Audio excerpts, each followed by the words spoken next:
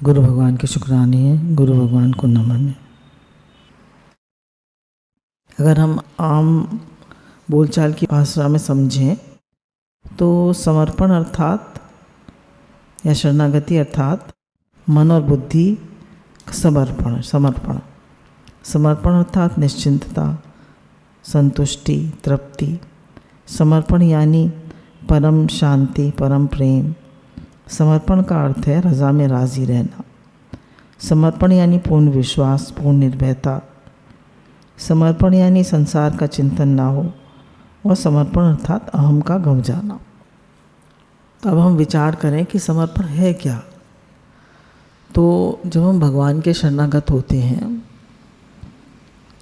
तो ये संपूर्ण साधनों का सार है। इसमें शरणागत भक्त को अपने लिए कुछ भी करना शेष नहीं रहता। जब वो समर्पित हो जाता है तो भगवान ने कहा, हे अर्जुन, तू सब कुछ छोड़कर मेरी शरण में आ जा। भगवान ने ये वाला श्लोक कहा 18वें अध्याय का 66वां श्लोक, सब धर्मान परित्यज्य माम एकम शरणम व्रज अहम त्वाम सर्व पापेभ्यो मोक्ष्यामि मा शुचा। अब भगवान जब सर्व धर्मान परित्यज्य माम एकम शरणम व्रज कहते हैं कि संपूर्ण धर्मों का आश्रय, धर्म का निर्णय, विचार छोड़कर, अर्थात क्या करना है क्या नहीं करना, इसको छोड़कर केवल एक मेरी शरण में आ जाओ। तो जो शरणागत भक्त होता है उसको अपने लिए कुछ नहीं करना होता। जैसे एक पतिव्रता स्त्री होती है तो वो अपने शरीर की संभाल भी पति के नाते करती है। घर, कुटुंब, वस्तु, पुत्र, पुत्री, अपने कहलाने वाले शरीर को भी अपना नहीं मानती, प्रत्युत पतिदेव का ही मानती है। सब कुछ पतिदेव का ही मानती है। तात्पर्य ये हुआ कि जिस प्रकार पतिव्रता पति के परायण होकर पति के गोत्र में अपना गोत्र मिला देती है और पति के घर ही रहती है, उसी प्रकार शरणागत भक्त भी शरीर को लेकर माने जाने वाले गोत्र, जाति, नाम आदि को भगवान के चरणों में समर्पित करके निश्चिंत, निर्भय और निशोक हो जाता है। तो वो सब कुछ भगवान के समर्पित कर देता है और निश्चिंत हो जाता है, शोक नहीं करता, भय नहीं करता और बिल्कुल निर्भय हो जाता है। जैसे बात बात पे हमारा मन चल जाता है, डर लगने लगता है, शंका होने लगती है, पास्ट में ये हुआ था तो फ्यूचर में क्या होगा, जैसी हमारी पास्ट फीलिंग होती है, पूर्ण विश्वास नहीं होता। तो जब हम शरणागत हो गए एक बार तो हमारा पूर्ण विश्वास हो जाना चाहिए कि भगवान मेरी संभाल करेंगे। फिर भय, चिंता, शोक बिल्कुल नहीं होना चाहिए। अब गीता के अनुसार धर्म का क्या मतलब है, तो इसमें बता रहे हैं कि धर्म जो है वो कर्तव्य कर्म का वाचक है। तो भगवान ने जब सब धर्मान परित्यज्य किया कहा तो कर्तव्य कर्म को तो नहीं कह सकते कि कर्तव्य कर्म का हे अर्जुन तो त्याग कर, क्योंकि कर्तव्य कर्म तो भगवान ने कहा है अर्जुन से 3रे अध्याय में कि तू कर्तव्य कर्म कर। तो कर्तव्य कर्म का त्याग तो नहीं हो सकता, क्योंकि भगवान बराबर अर्जुन से कह रहे हैं निष्काम भाव से कर्तव्य कर्म करता हुआ मनुष्य मुझे ही प्राप्त होता है। तो अब सब धर्मों का परित्याग करने से क्या लेना चाहिए, तो गीता के अनुसार संपूर्ण धर्मों यानी कर्मों को भगवान के समर्पित करना सर्वश्रेष्ठ धर्म है। इसमें संपूर्ण धर्मों का आश्रय त्याग कर केवल भगवान का आश्रय लेना, दोनों बातें सिद्ध हो जाती हैं। अब क्या है कि जितने भी जैसे हमारे अनेक धर्म है, पिता का धर्म, पुत्र का धर्म, जैसे अर्जुन का क्षत्रिय धर्म है, हमारे कई प्रकार के धर्म होते हैं। तो वो सारे धर्म कहने भगवान तो मुझे अर्पित कर दे। जैसे गोपियों ने भगवान के लिए अपना सब घर बार छोड़ा, तो उन्होंने धर्म, अर्थ, काम, मोक्ष सबका परित्याग किया भगवान के लिए। तो लोगों ने कहा भाई कि आप तो अपने धर्म का पालन भी नहीं कर रहे।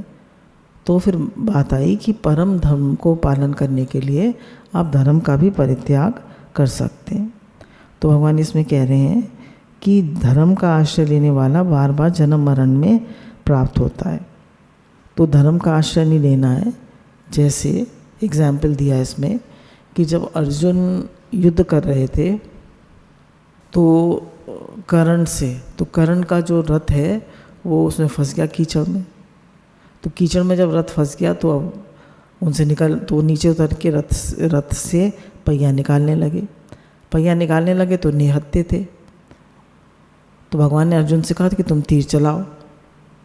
तो अर्जुन ने कहा कि ये तो निहत्था है, निहत्थे पे वार करना क्षत्रिय धर्म नहीं है।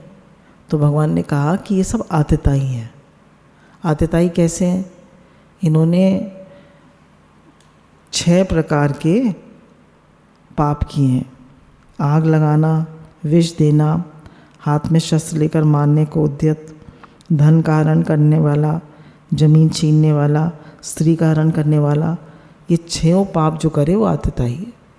तो उन्होंने 6 पाप करे, तो इनको मारना अधर्म नहीं है, इनको कैसे भी मारो, इन्हें मारो। तो कर्ण कहने लगा कि भाई आप मुझे कैसे मरवा रहे, ये तो अधर्म है। तो उन्होंने कहा तुमने 7 महारथियों ने मिलकर एक निहत्थे अभिमन्यु को मार दिया, वो धर्म था?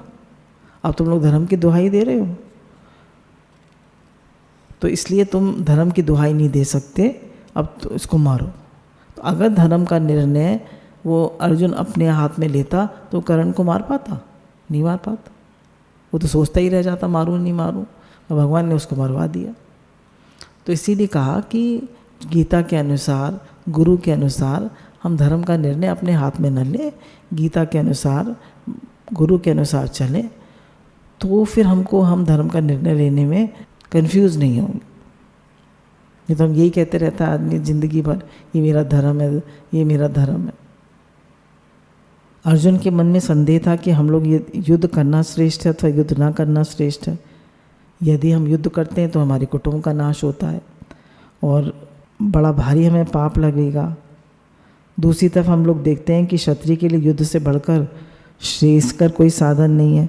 तो भगवान कहते हैं क्या करना है, क्या नहीं करना, क्या धर्म है, क्या धर्म है, इस पछड़ी में तू मत पड़। तो धर्म का निर्णय का भार मेरे पर छोड़ दे। सब धर्मान परित्यज माम एकम शरणम व्रज।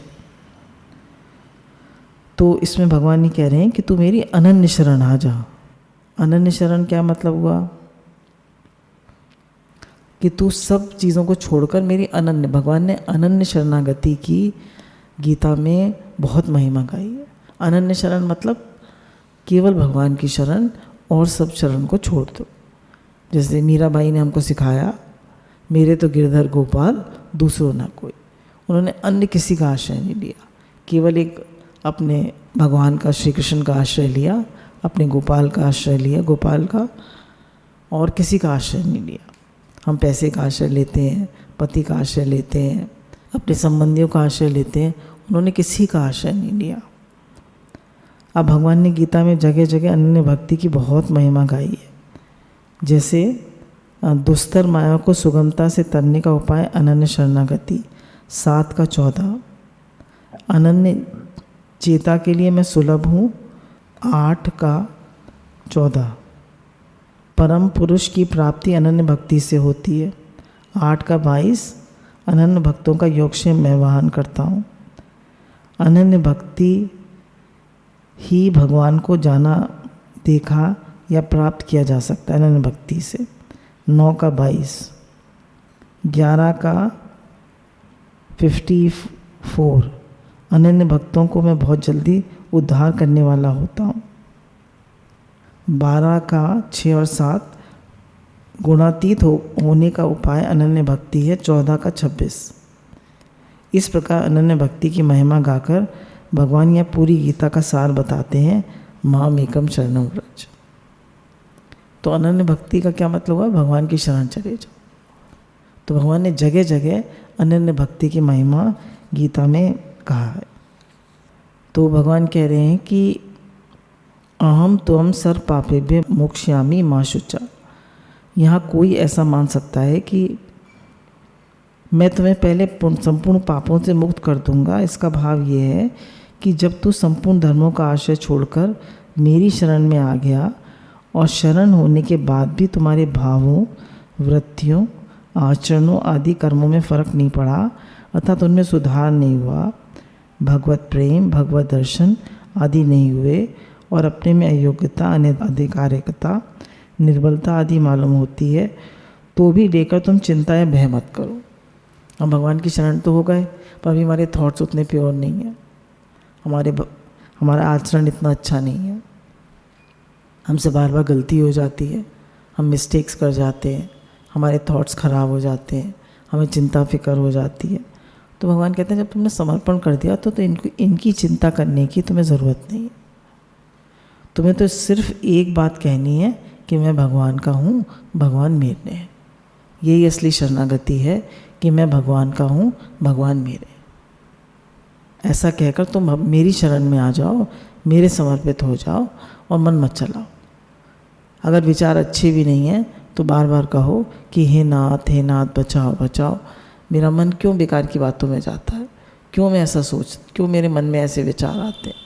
और बार बार भगवान की शरण जाओ, क्योंकि जब तुम अनन्य शरण हो गए तो कमी तुम्हारी नहीं, मेरी है। उसका सुधार करना तुम्हारा काम कैसे रहा, अब कमी मेरी कमी है, अब उस कमी को दूर करना, उसका सुधार करना मेरा काम। अब भगवान कह रहे हैं उस कमी को दूर करना मेरा काम है, तुम्हारा काम नहीं। तुम्हारा तो बस एक ही काम है, वह काम है निश्चिंत, निशोक, निर्भय और निशंक होकर मेरे चरणों में पड़े रहना। तुम्हारा क्या काम है कि तुम बस मेरे चरणों में पड़े रहो, मेरी शरण आ जाए। काहू के बल भजन को काहू के आचार, व्यास भरोसे कुंवरी के सोवत पाँव पसार। कहने तुम तो मेरे आराम से शरण आ जाओ, परंतु अगर तेरे में चिंता, भय, वहम आदि दोष आ जाएंगे तो वे शरणागति में बाधक हो जाएंगे, सब भार तेरे पर आ जाएगा। देखिए, अगर हम चिंता करेंगे, डरेंगे और वहम करेंगे तो सारे दोष किस पे आ जाएंगे, हम पे आ जाएंगे। तो शरणागति में चिंता, भय और वहम क्या होगा।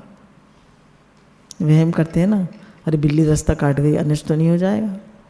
अरे मैंने पहला गस्सा काटा, बाहर आ गए, अनिष्ट तो नहीं हो जाएगा। जब हम भगवान के समर्पित हैं तो फिर अनिष्ट क्या, बिल्ली भी तो भगवान की बनाई है। कितने सारे लोग वहम मानते हैं। अब इसमें भगवान कह रहे हैं कि विभीषण जो थे वो भगवान राम के चरण हो गए थे, तो विभीषण के दोषों को भगवान अपना ही दोष मानते थे। तो एक बार वो विप्र घोष नामक गांव में उनसे अज्ञात ब्रह्म हत्या हो गई। ब्रह्म हत्या मतलब गाय की हत्या हो, एक ब्राह्मण की हत्या हो गई।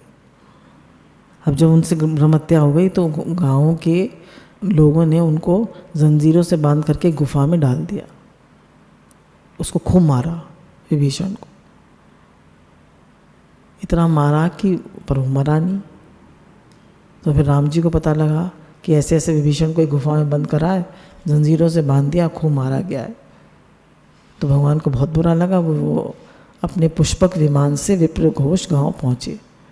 लोगों ने देखा राम जी आए तो बहुत उनका स्वागत किया और पूछा कि हमारे लायक कुछ सेवा हो तो उन्होंने कहा तुमने मेरे भक्त विभीषण को बंद करके रखा हुआ है। तो उन लोगों ने कहा कि इस पे तो ब्रह्म हत्या का पाप है, इसको हमने बहुत मारा पर ये मरा नहीं।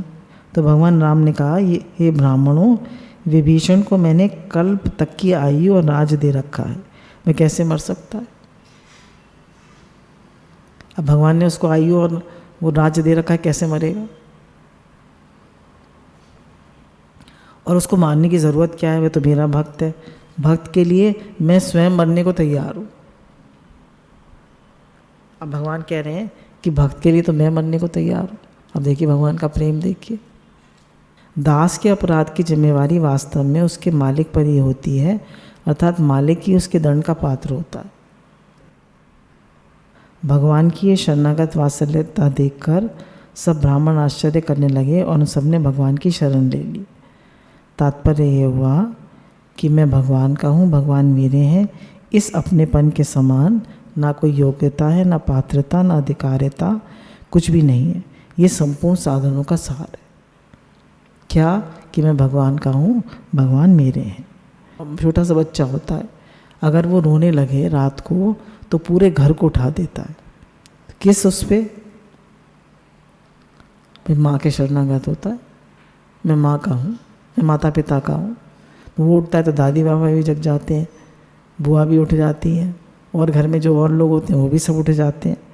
इस वास्ते शरणागत भक्त को अपनी योग्यता आदि की तरफ न देखकर भगवान के साथ अपनेपन की तरफ देखना चाहिए। ये नहीं देखना चाहिए मैं इतना योग्य हूँ नहीं, मेरे आचार विचार कैसे हैं, मेरा आचरण कैसा है, ये सब ना देख के देखना चाहिए मैं भगवान का हूँ। उसको बार बार क्या देखना है कि मैं भगवान का हूँ। माँ शुचा का क्या तात्पर्य है?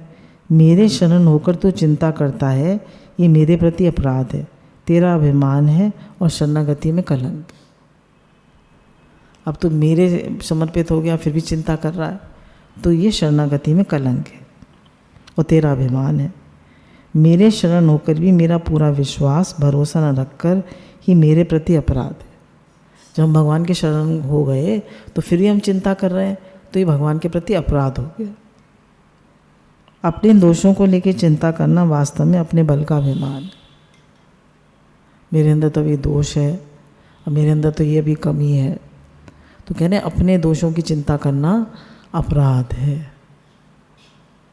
क्योंकि दोष मिटाने में अपने सामर्थ्य मालूम देने से ही उनको मिटाने की चिंता होती है। हाँ, अगर दोषों को मिटाने की चिंता ना होकर दुख होगा तो दुख होना दोष ही नहीं है। जैसे एक छोटे बच्चे के पास कुत्ता आ जाए तो कुत्ते को देखकर वो रोता है, चिंता नहीं करता। ऐसी दोषों का ना सुहाना दोष नहीं है, परंतु चिंता करना दोष है। हमें सुहाते नहीं है। जितना हम चाहते हैं कि हम एक्टिव रहें, अच्छे से सेवा कर पाएँ, हम नहीं कर पाते तो हमें बुरा लगता है। तो कहने मतलब उसमें उसको दोष को ना सुहाना ठीक है, परंतु चिंता करना दोष है। चिंता नहीं करनी। चिंता करने का अर्थ ये होता है कि भीतर में अपने छिपे हुए बल का आश्रय है। जैसे कौरवों ने द्रौपदी को खींचा सभा में उसको निर्वस्त्र करने के लिए, पर द्रौपदी ने अपनी साड़ी दांतों से पकड़ ली, तब तक भगवान नहीं आए। अपने बल का आश्रय लिया ना उसने, पर जब उसने वो भी छोड़ दी, उससे भी हार गई और भगवान को पुकारा, हे गोविंद हे गोपाल, तो भगवान आ गए, प्रकट हो गए साड़ी में। और 10,000 बल वाला दुशासन भी हार गया, पर उसको कुछ नहीं कर पाया। मेरा भक्त होकर भी तू चिंता करता है, तो तेरी चिंता दूर कहाँ होगी? लोग भी देखेंगे तो यही कहेंगे ये भगवान का भक्त है और चिंता करता है। भगवान उसकी चिंता नहीं मिटाते। कहने भगवान का भक्त है उसकी चिंता नहीं मिटती, कैसा भक्त है, कैसे भगवान है, इसकी चिंता क्यों नहीं मिटाते? तो ये चिंता क्यों करता है? तू मेरा विश्वास न करके चिंता करता है, तो विश्वास की कमी तो है तेरी, और कलंक आता है मेरे पर, मेरी शरणागति पे। तो चिंता तो तू कर रहा है, तेरी कमी है, और कलंक आता है मेरे ऊपर कि भगवान जो है इसकी चिंता दूर नहीं करते। इनको तू छोड़ दे। तेरे भाव वृत्तियाँ आचरण शुद्ध नहीं हुए तो भी तो इनकी चिंता मत कर, मैं देखूंगा। अब देखिए इसमें जब हम ये कहते हैं भी हमारे थॉट्स जो हैं, वृत्तियाँ मतलब हमारे थॉट्स अभी प्योर नहीं हुए, ठीक नहीं हुए, तो अक्सर ही हमको लगता है मेरे भाव शुद्ध नहीं रहते, मेरे भाव अच्छे नहीं रहते, मैं ज़्यादा बोल जाता हूँ, मैं गलत बोल जाता हूँ, मेरे अंदर अहंकार आ जाता है। तो भगवान कह रहे हैं तुम बार बार मेरी शरण जाओ। कोई भी बात आ जाती है, जब तुम मेरी शरण जाओगे, मुझे पुकारोगे, तो मैं उन्हें दूर कर दूँगा। शरणागत मैं भगवान का हूँ, भगवान मेरे हैं, इस भाव को दृढ़ता से पकड़ लेता है, स्वीकार कर लेता है, तो उसकी चिंता, भय, शोक, शंका आदि दोषों की जड़ कट जाती है, अर्थात दोषों का आधार कट जाता है। तो उसके सारे दोष कट जाते हैं अगर वो भगवान के शरणागत हो जाता है। कारण कि भक्ति की दृष्टि से सभी दोष भगवान की विमुखता पर टिके।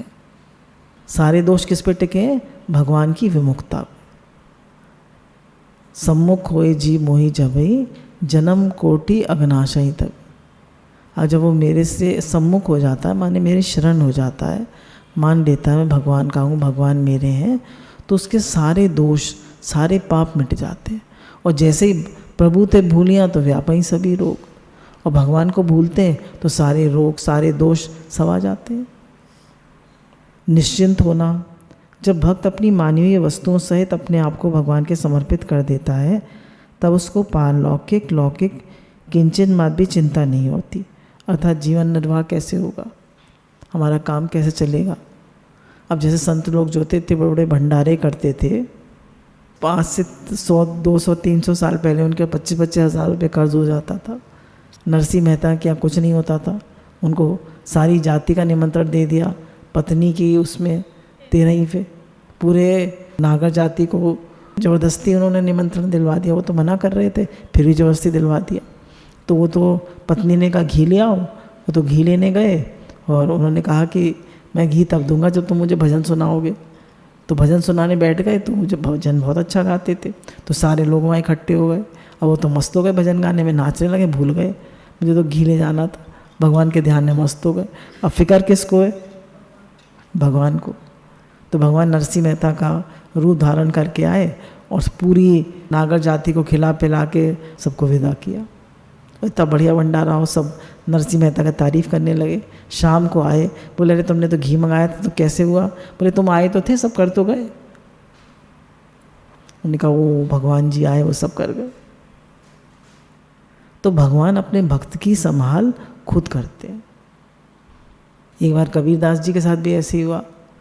कबीरदास जी जो थे उनसे लोग चिढ़ते थे, तो कह दिया कि 300 लोगों का भंडारा है, और उनको बताया नहीं। तो उन्होंने देखा कि बहुत सारे लोग आ रहे हैं, तो कबीरदास जी ने पूछा कि आप लोग कैसे आए हैं। बोले अरे तुम्ही ने तो कहा था कि भंडारा है, तुम्ही ने तो बुलाया था। तो बोले मैंने तो नहीं कहा था। तो उन लोगों ने चिढ़ के कह दिया था, देखें अब क्या करते हैं कबीरदास जी। तो कबीरदास जी ने कहा भैया मैंने तो कुछ कहा नहीं, भगवान ने कहा होगा, जिसने कहा होगा। मैं तो अंदर अपनी कुटिया में कंबल ओढ़ के लेट गए। अब भंडारा चल रहा है, तो कबीरदास जी ने देखा सब खा रहे हैं, तो वो भी आके बैठ गए। भगवान तो कबीरदास जी के वेश में ही खिला रहे थे, तो अपना कंबल से मुंह ढक के आ गए, बैठ गए। तो उन्होंने कहा, कबीरदास जी से कहा तुम भी यहाँ बैठे हो? तो बोले जब आप 300 को खिला सकते हैं तो मुझे नहीं खिला सकते। तो भगवान सब कुछ कर सकते हैं, हमारे विश्वास की कमी है। हम विश्वास नहीं करते, हमें विश्वास नहीं होता कि भगवान सब करा देंगे, भगवान सब ठीक कर देंगे, भगवान जो करेंगे वो अच्छा होगा, भगवान जो करेंगे उसमें हमारी भलाई है, सब बढ़िया ही होगा, सब अच्छा ही होगा। तो हमें विश्वास नहीं होता। हमारे जब हम भगवान के एक बार शरणागत हो गए, हमने कह दिया मैं भगवान का हूँ, भगवान मेरे हैं, अब डाउट क्यों, अब शक शुबा क्यों, अब भय चिंता क्यों? लड़की की शादी कैसे होगी, लड़की की पढ़ाई कैसे होगी, भंडारा है कैसे होगा। पानी को उन्होंने घी बना दिया। एक संत थे, वो सबको बांटे जा रहे हैं कपड़े, और देखा वहाँ कुछ नहीं है। तो इतनी शक्ति आ जाती है भक्त में। तो भक्त जो है भगवान के समर्पित होता है, तो भगवान उसकी संभाल करते हैं। भगवान के शरण होने पर शरणागत भक्त में ये एक बात आती है कि अगर मेरा जीवन प्रभु के लायक सुंदर और शुद्ध नहीं बना तो भक्तों की बात मेरे आचरण में कहाँ आई। जैसे भगवान ने 16वें अध्याय में दैवी संपदा के लक्षण बताए हैं, तो हमको लगता है भाई भगवान ने कहा भय का सर्वथा भाव, अंतःकरण की पूर्ण निर्मलता, ज्ञान योग में दृढ़ स्थिति, तो ये सब बातें तो मेरे में नहीं है, तो ये मेरे आचरण में कहाँ आई, अर्थात नहीं आई। अर्थात मेरी वृत्तियाँ ठीक नहीं रहती, मैं माफ़ नहीं कर पाता। कोई मुझसे कुछ कह दे तो मेरे मन में चलती है बात, कुछ हो जाता है तो मेरे मन में वो बात रिपीट होती है, मुझे बुरा भी लग जाता है, मैं हर्ट भी हो जाता हूँ, बहुत सी बातें आ जाती हैं। तो वास्तव में मेरी वृत्तियाँ ऐसा मानना ही दोष है। वृत्तियाँ उतनी दोषी नहीं है, मन बुद्धि इंद्रियाँ आदि शरीर आदि में जो मेरापन है यही गलती है। मेरी वृत्तियाँ नहीं, अब ये भगवान की हो गई। अब भगवान इनको शुद्ध करेंगे, क्योंकि जब मैं भगवान के शरण हो गया, जब सब कुछ उनके समर्पित कर दिया, तो मन बुद्धि आदि मेरे कहाँ रहे। इस वास्ते शरणागत को मन बुद्धि आदि की अशुद्धि की चिंता भी नहीं करनी चाहिए। अर्थात मेरी वृत्तियाँ ठीक नहीं हैं, ऐसा भाव कभी नहीं लाना चाहिए। मेरे विचार अच्छे नहीं आते, मेरे अंदर वृत्तियाँ ठीक नहीं उठती, मेरे भाव खराब हो जाते हैं, मेरी वृत्तियाँ खराब हो जाती हैं, मैं उतना अच्छा नहीं हूँ जितना अच्छा मुझे होना चाहिए। तो ये कह रहे हैं ये सब नहीं आना चाहिए। बस एक बात पकड़े रहे, मैं तो भगवान का हूँ, भगवान मेरे। अगर कोई बात आ भी जाती है मन में तो भगवान को पुकारे कि भगवान आप दूर कराइए, आप दूर कराइए। क्योंकि कह रहे हैं कि किसी कारणवश वृत्तियाँ अचानक आ भी जाएं तो हे मेरे नाथ, हे प्रभु बचाओ बचाओ, ऐसे प्रभु को पुकारना चाहिए, क्योंकि वे मेरे अपने स्वामी हैं और मेरे स्वामी सर्वसमर्थ हैं, तो मैं चिंता क्यों करूं। मीरा भी तो बार बार कहती थी मेरे स्वामी सर्वसमर्थ हैं, तो मैं चिंता क्यों करूं। मीरा के जीवन में तो कुछ भी हुआ, उन्होंने कभी चिंता करी ही नहीं। हम छोटी छोटी बात पे चिंता करते हैं, तो चिंता नहीं करनी है, चिंतन करना है, भगवान के बार बार समर्पित होना है।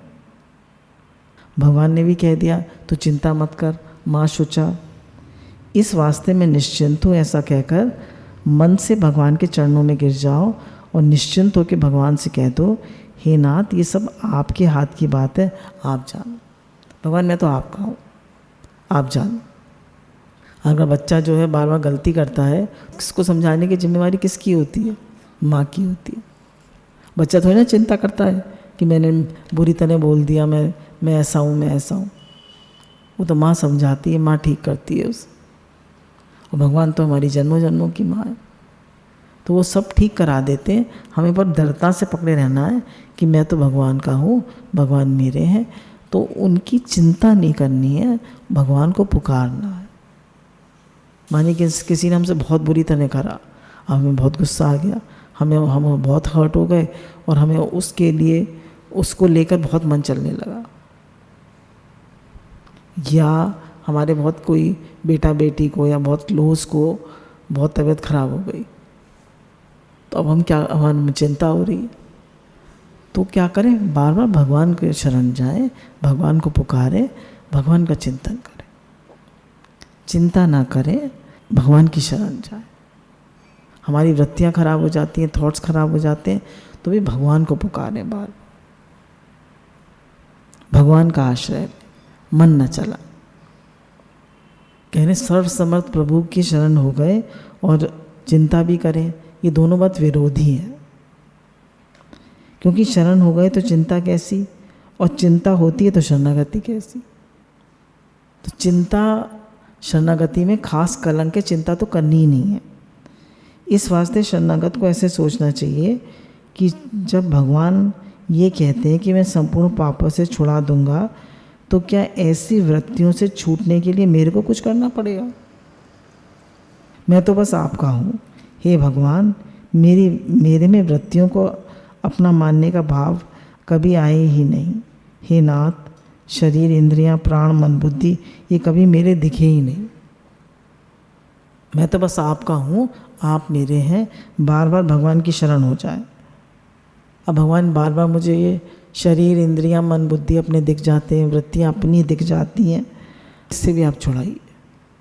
ऐसे कह के भगवान के निश्चिंत हो जाए। अब निर्भय होना क्या है?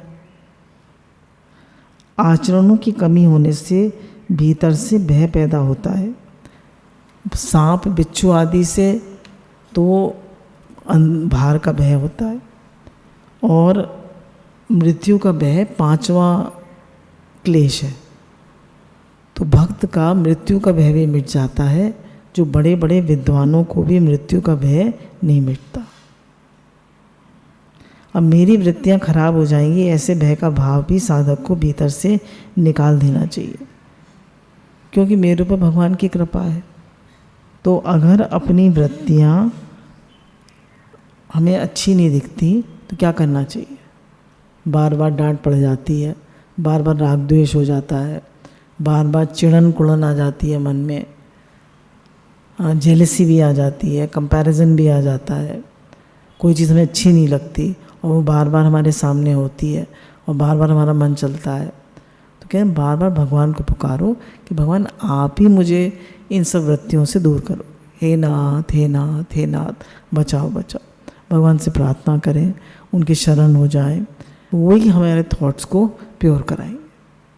कभी कभी होता है घर में कोई बेटा उल्टा चलता है, बहू उल्टी चलती है, कोई भी उल्टा चलता है घर में। बहुत से लोगों के पति उल्टे चलते हैं, पत्नी उल्टी चलती है, तो क्या करें, बार बार मन चलता है। तो बार बार भगवान की शरण हो जाए कि भगवान आप ही जो कुछ कराओगे आप ही कराओगे, आप ही मेरे मन को शांत कराओगे। हे नाथ मैं तो आपका हूँ, आप मेरे। इन वृत्तियों को मेरे मानने से ही मैं इनको शुद्ध नहीं कर सका, क्योंकि इनको मेरी मानना ही मलिनता है। ममता मल जरी न जाई, मानस 7:114। इस वास्ते मैं कभी भी इनको मेरी नहीं मानूंगा। जब वृत्तियाँ मेरी नहीं हैं तो मेरे को भय इस बात का। अब तो केवल भगवान की कृपा ही कृपा है, भगवान की कृपा ही सर्वत्र परिपूर्ण हो रही है। ये बड़ी खुशी की, बड़ी प्रसन्नता की बात है।